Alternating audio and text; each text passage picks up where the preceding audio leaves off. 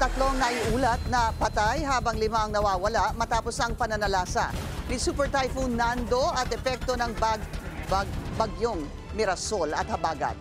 Nakatutok naman si PBBM sa mga apektado ng sama ng panahon. Yan ang agenda report ni Elijah Bonzo. Umabot na sa 44,000 pamilya ang apektado ng Super Typhoon Nando at ang pinalakas nitong habagat ayon sa Office of Civil Defense.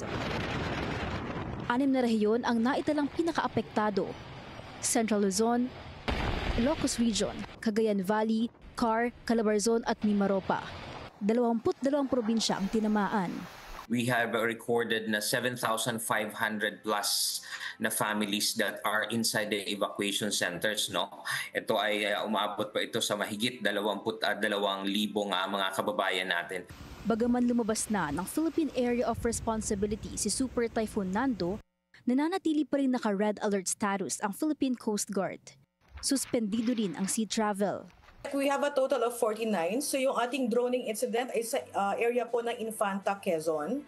Meron din po tayo sa Capiz, Bohol. Ito po yung isang grounding incident ng isang passenger vessel. May mga engine trouble na fishing bangka. Walang opisyal na aktibidad ngayong araw si Pangulong Bongbong Marcos, pero nakatutok raw siya sa sitwasyon. Ayon kay Palace Press Officer Yusek Claire Castro, binibigyan ng updates ni Defense Secretary Gilbert Chodoro ang Pangulo sa mga lugar na nasalanta ng bagyo. Para sa agenda, Elijah Bonzo, Billionaire News Channel.